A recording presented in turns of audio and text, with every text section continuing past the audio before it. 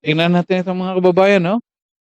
Oh, omnibus motion daw. The technical staff of the House Committee, Senate Finance are authorized to effect corrections of typographical, grammatical, and printing errors so as necessary adjustments such as performance indicators and section number of general and special provisions as a consequence of the amendments.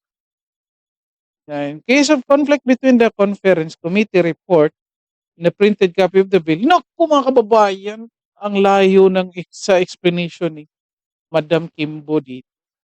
Considered typographical error daw po yung pag-fill in the blanks ng mga kapal. There are some. Naku, typographical error daw yun. Ano naging typographical error? Okay, magandang araw po sa inyong lahat and welcome ulit dito sa ating YouTube Tabunan PH channel mga kababayan, and dito naman po tayo para sa ating panibagong action video mga kababayan. And eto, patuloy pa rin natin pag-usapan itong mga mahalagang issue dito sa ating bansa mga kababayan. At eto, tignan natin. Nako, kung natatandaan nyo mga kababayan, nako, yung si Madam Chair Stella Kimbo mga kababayan, last week mga kababayan, last Friday, sabihin natin last Friday. Last Friday, tama. Kung napapansin ninyo, kung natatandaan ninyo, di ba, maraming media ang naghahabol kay Madam Chair, mga kababayan, Madam Stella Kimbo, para maghingi ng paliwanag patungkol doon sa nangyayari doon sa issue sa bicameral report na ginawa nila para sa 2025 budget mga kababayan. And after 3 days mga kababayan, naku, ito na, confident na si ma'am. Ito na, sino kayong nagbigay ng script nito mga kababayan? Ito, tignan natin mga kababayan kung ano pinapakita dito ni Madam Chair, Madam Stella Kimbo mga kababayan. Kayo dyan sa Marikina, tignan nyo itong representante ninyo. Gusto nyo ba to? Paborito nyo ba itong representante ninyo? Proud na proud kasi ito eh. Kung pupunta kayo dyan sa Marikina, madami dyan, yung ibang barangay hall dyan, may nakalagay na Q, letter Q, yung mga sasakyan nila, may nakalagay na letter Q, di ba? Proud nito talaga. Ito, tignan natin ito. Again, last Friday, 3 days ago ito mga kababayan, tignan natin ito. Kung anong trato ni Madam Stella Kimbo dito sa mga media personnel na gustong maghingi ng paliwanag doon sa bicameral report mga kababayan na sinasabing may issue kasi nga may mga blankong items doon at pinirmahan nila. Ito, tignan natin. By the way mga kababayan, bago natin i-play ito, like and share ng video natin, and then kisuyo po ako sa inyo na kung pwede matulungan nyo ako na sana makaabot tayo ng 1,000 subscribers mga kababayan para ngayong 2025. Konti na lang po, malapit na po ito natin ma-achieve. And then kung kaya natin lagpasan yung 1,000 mga kababayan, ako mas mabuti po yan mga kababayan. Okay, para sa lahat ng mga nakapag-subscribe na, maraming salamat sa inyo at sana tuloy po kayong sumuporta dito sa ating channel. Eto mga kababayan, tignan natin ito. Eto. Again, ito last Friday, ito tingnan natin kung anong ginawa ni Stella Kimbo dito mga kababayan. Sorry ma'am, you have an explanation lang po sa blank pages po. Like mamadali lang po Sorry. for the next event. Yeah, we were waiting yesterday ma'am. Ma'am, kindly explain daw po yung any explanation lang po sa blank.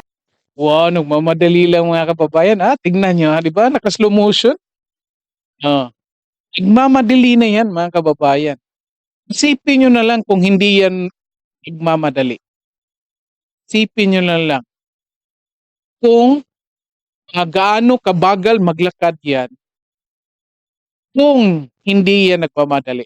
Again, ito sa kaso na ito, nagmamadali na ito. Kalain nyo yan. Ganyan ba tayo nagmamadali?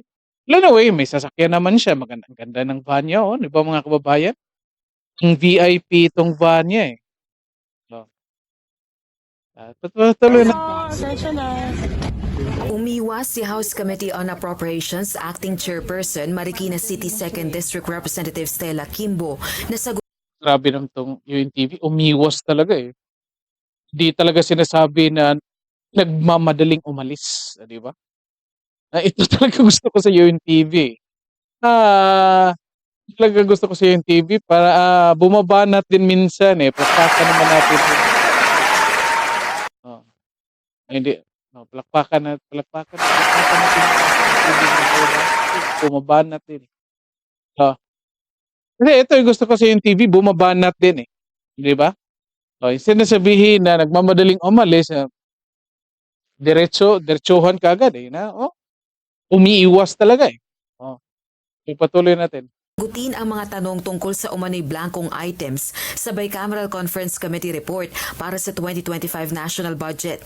Kabilang si Congresswoman Kimbo sa Bicameral Conference Committee o BICAM na pumirma sa report at ilang araw nang humihingi ng reaksyon mula sa kongresista at mga kasamahan nito ang mga tauhan ng media kaugnay ng issue. Pasado 9:30 gabi ng Huwebes, January 23, Huwebes pa pala 'to mga kababayan, hindi pala ito Friday. Oh, Huwebes, itong balita ito na ito, Friday pala ito. matapos dumalo sa isang hearing sa Kamara, hinabol ng House reporters ang mambabatas para muling tanungin hinggil sa mga aligasyon kaugnay ng budget. Gayunman, wala pa ring tugon ang mambabatas. Kong Stella, may issue po. Nagmamadali lang siya. Oh, grabe. Ito talaga mga kababayan, oh. Oh, tignan nyo. Again, kanina yung video, napakita ang pagsakay niya doon sa van niya. And then, parang naka-slow motion yun. Dito mga kababayan, sinasabi pa rin nila na nagmamadali. Again, ito naglalakad lang. And then, tignan mo yung pace ng paglalakad niya. Yung mga kababayan, comment kayo dyan. Ganyan ba yung klaseng tao na nagmamadali? Comment kayo dyan. Pasensya na. Nagmamadali lang siya eh. Pero yung sa blank, Nagmamadali lang siya. Ay, nagmamadali lang siya. Wala pang kongresista na bahagi ng BICAM ang nagsasalita Yan ang grabing lakad, ang bagal ang lakad. kaugnay ng umano'y blankong item sa Bicameral Conference Committee report para sa 2025 national budget. Si Davao City 3rd District Representative Isidro Ungab ang Oh, yan ang mga babayan na. Oh, hindi nagsasalita. Again, Thursday yan. Friday itong balita na ito. Thursday yan na hinahabol siya ng mga tauhan ng media para hingan ng paliwanag patungkol dyan sa sinasabing issue doon sa bicameral report na may mga blanco yet pinirmahan mga kababayan. At ito tingnan natin kung ano na. 5 days after, Friday, Saturday, Sunday, Monday. Sabihin natin 3 days after mga kababayan. Hindi na natin sabihin 4 days after. Sabihin natin 3 days after. Ano na ngayon? Sinasabi ni Madam Chair. Naku, grabe naman si Madam Chair. Tingnan natin. Ito. Inamin ni House Appropriations Committee Acting Chairperson Stella Kimbo na may mga blanco sa BICAM report ng 2025 national budget pero wala na sa enrolled bill na nilagdaan ng Pangulo. Giit pa niya, kahit may mga blanco ang report ay tukoy na ang pondo sa lahat ng item sa budget bago pinirmahan ng mga BICAM member. Paano maging tukoy yan? Blanco nga mga kababayan. Naku, sino kayong naggawa ng script nito? Di ba? 3 days 3 days yung script, akalain niyo? 3 days ginawa yung script mga kababayan. Ito, tingnan natin kung makakalusot ba ito. Ito, sa initial report, sinasabi dito, inamin nga naman. Di ba? In fact, na inamin ito mga kababayan, yan sinasabi dyan na may issue talaga. Yet pinirmahan nila. Pinirmahan nila yung hindi kumpleto. Di, ang laking issue niyan. Ito, pinalusot na tukoy na. paano maging tukoy? Oh, paano maging tukoy? Hindi nga nakalagay dyan. O bakit yung ibang senador at ibang congressman na nandyan na nakapirma,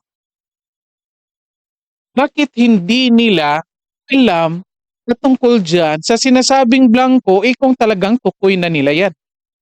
Bakit hindi nila sinasabi itong explanation mo? Bakit hindi nila ito ginagamit, itong the same explanation na, may mga blanco yan, tukoy na namin yan. At bakit ikaw lang mayroong ganitong explanation? Madam, ako talaga si Madam Chair talaga, oo. Eto, pakinggan natin. Tutok si John Hernanda. Totoong may mga blanco sa BICAM report ng 2025 national budget na ipinasa ng Kongreso. Ayon yan mismo kay Marikina Representative Stella Kimbo. Again, inamin mga kababayan na mayroon talagang blanco. Again, yan yung issue mga kababayan. Ang blanco ng ibang items dyan sa bicameral report. Ngalawa, pinirmahan. Pangatlo, sinong naglagay ng mga numero na dyan by the time na nakaprint o prininta na yung bill mga kababayan. Again, ito yung tatlong issue ha. Ito number one, inamin. The fact na inamin dito ni Stella Kimbo na may blanco talaga. The two other issues mga kababayan, most likely, nandoon pa rin. Di ba? Unless dininay niya, walang blanco, then posible tayo itong dalawang ibang issues. Yet, namin niya may blanco, then maiiwan itong dalawang kasunod na issue. Yung pangalawang issue, bakit pumirma yung mga senador at congressman na may blanco? Pangatlo, sinong naglagay ng detalye o mga numero doon bago pa piniprint yung bill or final bill para pirmahan ng Pangulo mga kababayan. Ganyan yung hinahanap natin dito. Hindi itong explanation ni Madam na halatang halata may ibang taong gumawa ng script nito. Kahit anong gawing script nila, the fact na inamin ito, may blanco na hindi ito makakalusot mga kababayan. Acting Chairman ng Appropriations Committee ng Kamara. But we do acknowledge po that there are blanks na po doon sa BICAM report na pinirmahan ng BICAM at ni-ratify ng Senado. Yeah, so notwithstanding any typographical errors or any adjustments that are needed as a result of amendments, I authorize naman po ang technical staff ng both House and Senate to make all of these necessary corrections. Pero sabi ni Kimbo, kahit may mga blanco, tukoy na ang pondo sa lahat ng items sa budget bago pa pirmahan ng BICAM members ang BICAM report. Tingnan natin itong mga kababayan, no? Omnibus motion daw. The technical staff of the House Committee, Senate, Finance are authorized to effect corrections of typographical, grammatical, and printing errors as necessary, adjustments such as performance indicators and section number of general and special provisions as a consequence of the amendments. In case of conflict between the conference committee report and the printed copy of the bill, naku mga kababayan, ang layo ng sa explanation ni Madam Kimbo dito. Hindi naman sinasabi dito na kung mayroong issues, halimbawa katulad ng blankong issue mga kababayan, ay ino-authorize dito yung technical staff na punan. Hindi naman sinasabi dito. Ang sinasabi dito, effect corrections lang of typographical error, grammatical, and printing errors. As well as, ito, adjustments such as performance indicators and section number of general and special provisions as consequence of the amendments. O, dyan lang mga kababayan, yan lang yung allowed sila kung ito yung babasihan. Well, again, correct me if I'm wrong, if meron dito or allowed tayo na pwede itong interpretin, lalo na itong linya na ito as well as necessary adjustments na cover dito yung pag-adjust at paglagay ng mga items or mga numero or amounts doon sa mga blanco mga kababayan. Yan, ito, opinion ko to mga kababayan. Tingnan nyo itong number 1.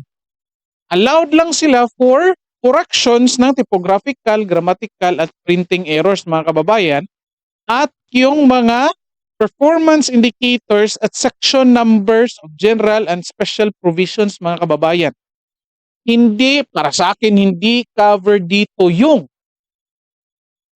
mga amount na nilagay kung sakali mang at ito na nga, inamin na may blanco. Hindi parte yun ng trabaho nila, mga kababayan, or ng technical staff, mga kababayan. Ako, hindi ito makakalusot. Liwanag ni Madam Chair dito. Naku, Report, otorisado raw kasi ang mga technical staff ng Kamara at Senado para gumawa ng anyay correction sa pondo batay sa omnibus motion na ito na nasa BICAM. Hindi nga pwede. Wala nga sinabi dito patungkol sa pag-modify sa pondo. Naku, Madam Stella. Delikado ka dyan, ma'am. Naku. Nagsisinungaling ka dito, ma'am. Naku, contempt ka dito, ma'am. Naku, tignan nyo. Walang sinasabi na i-modify yung pondo or yung mga amount na nilagay. Or maglagay yung mga amounts doon sa mga blankong items. Naku. Report. Lahat po ng naging corrections ng ating technical staff, lahat po yan ay ministerial na lamang. Ibig sabihin, calculator activity na lang po. So, lahat po, wala na po silang discretion dahil lahat po ay decided na po by the BICAM members at the point of signing. Pero Yan nga, ma'am. Sino nga naglagay ng mga number? Sinong staff? Naku, Madam Kimbo, hindi. Ma'am, sino bang gumawa ng script mo, ma'am? Suli mo yan, ma'am. Saka, santihin mo na yung gumawa ng script mo. If staff mo yan, sisantihin mo na. Ito, pinapahama ka tuloy, oh. So, pinapahama ka. Kunwari, mayroon ka pang ibang perspektibo dyan sa pagsagot patungkol dyan sa issue ng 2025 budget dahil dyan sa BICAM report. At eto, naku, huling-huli ka dyan, ma'am.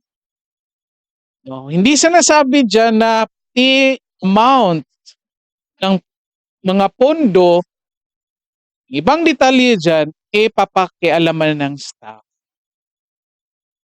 Kung ganyan, kung allowed naman sila, edi, nagbubulahan lang kayo dyan sa bicameral meeting ninyo. Kapag ganyan, di ba? Hindi sinasabi dyan ang allowed lang, typographical, grammatical, then yung mga, ano ba yun? So, tingnan natin, ano ba yung sinasabi doon? O, yung mga section numbers of general and special provisions, madam na. Wala na po silang discretion dahil lahat po ay decided na po by the BICAM members at the point of signing. Huh?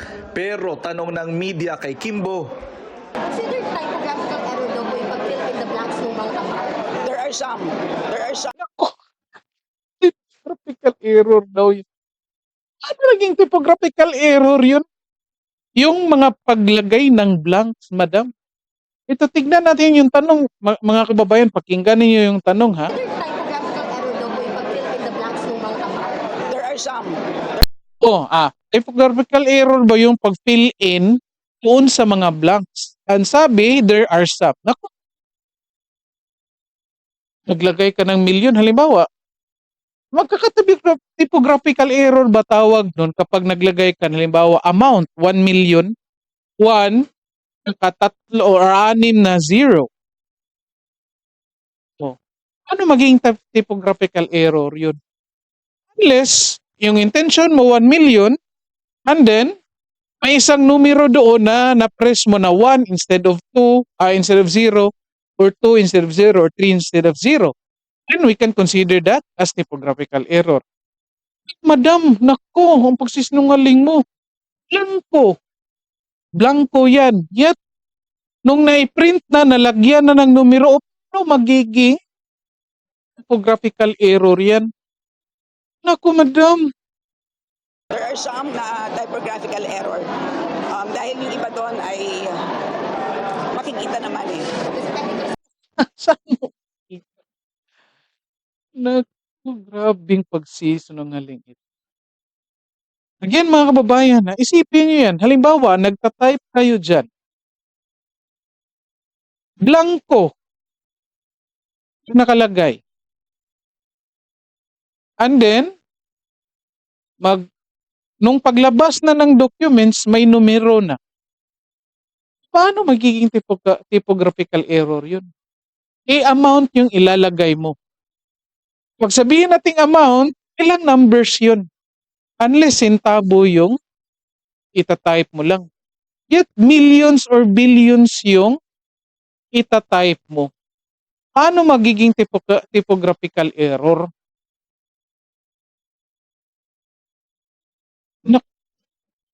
Sinungaling, grabe. Unless nga, yung intention mo is 1,000, yet nadagdagan ng 2 zero. O di naging 10,000. O, tama ba? Di, 100,000 pala. O. Diyan pwede natin typographical error. Yun nga, ang hirap paniwalaan eh. Diba? Intention mo 1,000, and then nagiging 100,000. Diba? Unless, para tayong nasa yung movie na pangbata, yung Sing, nakita nyo yan? O, parang ganun. Kung napanood nyo yung movie na Sing, yung cash price 1,000, and then nahulog yung bolang mata ni Scrolly, naglanding doon sa calculator, doon sa number 0, at nag-bounce twice. Yun, typographical error. Diba? And yet, mga kababayan, ano yun, animated film yun, mga kababayan. Matatanggap natin yun, animated film. Eto, nako, grabe. Yes. I-allowed yung paglagay ng numbers, kumbaga. Yes. Error, siya Yes. mistakes, diba? And there is another omnibus provision doon sa BICAM na in case na magkaiba po ang version ng printed at saka ng BICAM report, ang mag-prevail po is the printed version. Sabi ni Kimbo, wala naman ng blanco ang 20 Bakit? Anong, sure doon. Yun nga, sino nga naglagay ng amount doon sa mga blank, madam? Madam Stella, mali. Ano yung script mo, madam? 2025 budget nang maging enrolled bill na ito. Kaya gate niya, It is legal, it is fully enforceable, it is valid. Dahil Diba, naging judge pa ito ng Supreme Court si Madam Stella Kimbo. Nung dati, kung natatandaan yung mga kababayan, nung nagkasagutan ito sina Congressman Bernadette Herrera, kung natatandaan nyo yun, si Madam Kimbo, parang nagiging ganun din. Parang nagiging judge din na tungkol doon sa validity ng marriage na ginawa ni Alice Go. Sinasabi niya na lahat ng mga ikinasal ni Alice Go ay invalid or ipapatawag niya kasi nga magiging invalid kasi na-dismiss si Alice Go or may issue doon sa pagiging mayor niya. O di ba? Tingnan nyo, nagiging judge siya. Kahit hindi nag-apply ng annulment yung mga tao na kinasal ni Alice Go, ipapatawag daw ni Madam Kimbo yun. Kasi nga, magiging invalid yung kasal nila. O di ba? Automatic annulment kagad. And then, ito na ngayon, sinasabi dito na, valid. Magiging Supreme Court judge pa ito. Naku, ang tindi ni Madam Kimbo dito. Mga kababayan, super talented naman ito si Madam. Tingnan nyo ito. Of course, palakpakan natin. Bakit walang sounds itong palakpakan natin? Well, anyway, baka lang, hindi ko lang marinig dito basta at least may sounds. Anyway, again, tingnan nyo ito mga kababayan. Ang tindi dito ni Madam Kimbo. No? Huli itong pagsisinungaling. Ano pa sinasabi dito? Naku, kayo talaga. Sana hindi nyo lang ito pinapakita si Madam Kimbo sa media. Kasi nilalaglag, parang si Franz Castro din ito eh. Nilalaglag kayo dyan. Every time magsasalita ito, nilalaglag kayo. Anyway, at least okay na rin para at least malaman din natin. Po ang ating enrolled bill, ibig sabihin po ang General Appropriations Bill na nanggaling po sa Congress ay kompleto. Walang blank. So that's basically the reason for why ang naging basihan ng GAA ay kompleto din. Walang issue nga diyon, Madam. Yung tanong nga namin, yung tatlong issue. Yung blanco, which is inamin mo. Pangalawa, bakit nyo pinirmahan na may blanco? Pangatlo, sinong naglagay?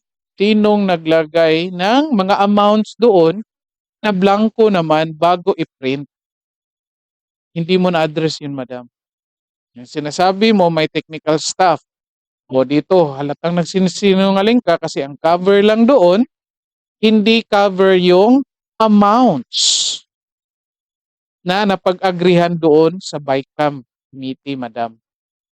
Hindi covered yung amounts. Hindi sinasabi doon na kapag may blanco, i-filled in ninyo. Ako, huling-huli ka, Madam.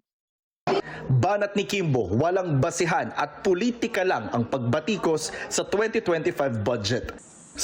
Ako, nandito na naman tayo. Politika na naman. Nung dati, nung binanatan ninyo si Sara at sinasabi ni Sara na politika, ini-deny nyo na hindi politika. Kasi nga raw, accountability. You are for accountability. Kasi nga, you are for good government. Ano nangyari ngayon, Madam? Bakit gumagamit ka ng the same lines na sinasabi mong pamumulitika? Hindi naman kalaban mo sa politika ang bumabanat sa iyo dito o bumabanat sa inyo dito. Kaming mga ordinaryong Pilipino ang bumabanat sa inyo dito sa mga bulastugang ginagawa ninyo. Ano magiging politika yan? Ipatan namin yung mga ordinaryong Pilipino. Wala talaga. Mga kababayan, comment kayo dyan kung ano sa tingin nyo dito sa ginagawa ni Madam Kimbo. Kasi nga dito, huling-huling pagsisinungaling dito ni Madam. Comment kayo dyan para malaman natin ito kung ano sa tingin nyo dito. Okay, so dito lang po muna tayo mga kababayan, and then paki-like and share ng video natin para of course malaman din ng iba, magkakaroon din silang ibang perspektibo patungkol dito sa mga issues natin. Then yung pakisuyo ko po, sana huwag kalimutan na kung pwede pa-like and share and subscribe po ng channel natin mga kababayan. Okay? Maraming salamat po sa lahat and magandang araw po sa inyo.